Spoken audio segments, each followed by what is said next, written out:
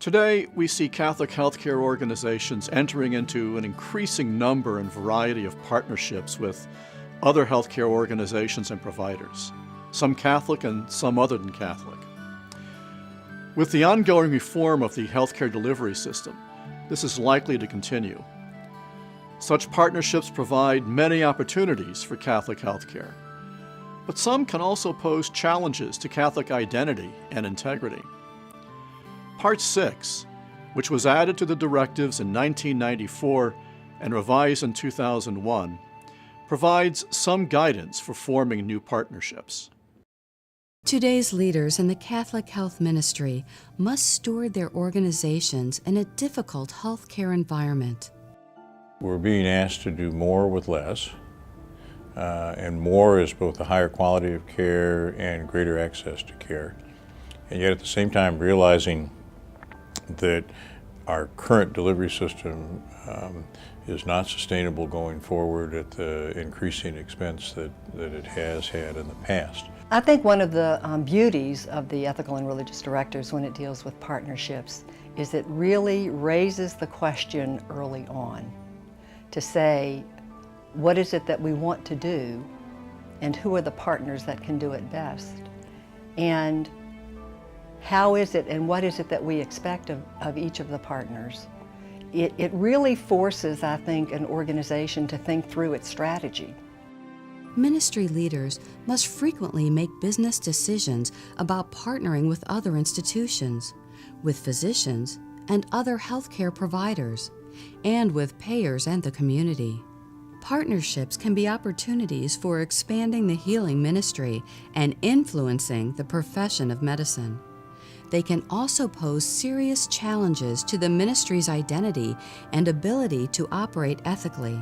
Part 6 of the directives addresses the issues that arise when forming new partnerships with healthcare organizations and providers. Those great religious communities that sponsored so many of the hospitals across our nation, they are fewer in number. They want to make sure that vision is never lost. And so as they begin to address mergers, consolidations, and also as they begin to address the fact that it will not necessarily be a religious running the hospital, the healthcare system, how do we articulate well who we are and what we hope to accomplish? The first thing we look for in a partnership is the compatibility of values. If you can't get past that, then there isn't a lot to talk about. As important as values is our mission. Will this partner, along with us, be able to align with our mission, our values, and what we hold sacred in terms of our ministry? Will that work for us? Will that work for them? Partnerships with other providers is a way that Catholic healthcare can foster the social teaching of the Church, for instance. It's a way of creating healthier communities, of promoting the common good, of extending care to the vulnerable and the poor, for witnessing to a responsible stewardship of limited healthcare resources. However, partnering with other providers can also be dangerous, especially when we partner with those who do not share our values and our understanding of healthcare or promote the same image of the dignity of the person. The first thing that we need to understand is that when the directives or church teaching uses the term scandal, they are not using it in the same way that we would use it in Webster's dictionary or that is part of common parlance. Instead, the church defines, in the Catechism of the Catholic Church, they talk about scandal as an attitude or behavior, action that is, that leads other persons to evil themselves. So the directives tell us that we have to take the notion of scandal seriously. And that's not just as individuals, but we within Catholic healthcare who are systems and facilities, who have a really public presence in the community have to recognize that we hold ourselves to a standard that says we need to be integral. I think one of the real indications of a partnership that works beautifully is when you have an organization that you have maybe a 50-50 partnership on the board, where you've put organizations together and someone comes into the conversation and they can't figure out who comes from what organization. And I think that's a real testament to understanding the needs of the community and then having the right leadership come together to say, we're really going to deal with the needs in the community and put a partnership together that responds to that. And my organization is a winner, your organization is a winner, and the community is a winner. That, to me, I think is an indication of a really successful partnership. Preserving the identity and moral integrity of the Catholic healthcare ministry is a primary concern in forming partnerships. The local bishop is key to addressing this concern.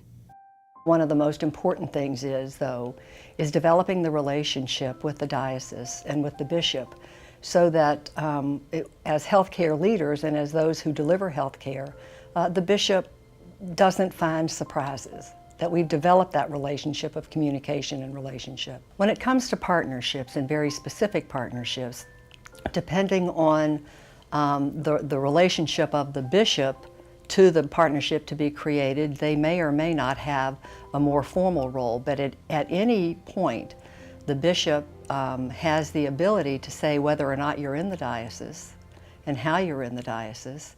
If you are a ministry in partnership with the diocese, with a direct line to the diocese, then the bishop has the ability to approve very clearly what that partnership is. And so we actively engaged our archbishop and our bishop in these discussions, made sure they understood the terms of the relationship as we envisioned them. And as things changed or evolved, we continued that dialogue. The potential dangers of new partnerships require rigorous moral analysis by leaders of healthcare and the Church. But partnerships can be mutually beneficial for the partners and for the communities they serve. And so partnerships with other than Catholic providers has to be guided by what is known as the principle of cooperation. And the principle of cooperation is a traditional principle in moral theology that measures the distance that is created between somebody who is doing wrong and somebody who is cooperating in that wrong. A Catholic hospital, when it partners with an other than Catholic provider, is not going to be engaged in activities that are judged wrong by the Church. There's going to be created a sufficient distance between the wrongdoing that another provider may be engaged in and the Catholic hospital. There are mechanisms to protect Catholic identity from being watered down by cooperating with some other healthcare provider. This is who we are. These are the things we do. These are the things we don't do. No one organization provides everything. And so when it comes to those procedures that we don't provide, it's important to be upfront about those and to be authentic about that. Nobody is saying it's easy. But then again, there's almost nothing worthwhile in life that's really easy. And if we're going to preserve and provide and see flourish Catholic healthcare in our country, and if partnershiping is a way in which that is achieved, then we just have to face the arduous task of doing it without ever compromising principles. I'd like to close our discussion of Part 6 by summarizing some of the key ideas in this section of the directives. Some partnerships can present a challenge to Catholic identity and integrity. This can occur if there is not a good alignment of values and/or if the partner engages in some activity that the Church judges to be unethical, for example, tubal ligations or in vitro fertilization or embryonic stem cell research. In these situations, the Catholic Party needs to create as much distance as possible between itself and the wrongdoing of the other party. This is particularly true in the areas of ownership, governance, management, financial benefit, or otherwise assisting in the wrongdoing in some essential way. The principle of cooperation is helpful in analyzing these situations, though its application to concrete cases is not always easy. Generally, it would be beneficial to obtain the assistance of an ethicist or a theologian. In addition to creating distance between itself and the wrongdoing, the Catholic Party must also be concerned about the possibility of scandal by its association with the wrongdoing. The possibility of scandal, that is, leading someone else into wrongdoing by one's own association with wrongdoing, can itself be a reason for not entering into a partnership. Finally, because the local bishop is responsible for overseeing the ministries in his diocese, potential partnerships, especially with secular healthcare organizations, should be discussed with him, and he should be kept informed of developments. We hope you have found this educational resource to be helpful. The Ethical and Religious Directives provide valuable insight into what Catholic healthcare is called to be as it carries on the healing ministry of Jesus. The directives speak to the identity of Catholic healthcare. They also speak to the integrity of Catholic healthcare, to how Catholic healthcare should deliver care in a way consistent with who it claims to be, and in a way consistent with its being a ministry of the Catholic Church. The directives call upon all of us in Catholic healthcare to walk the talk.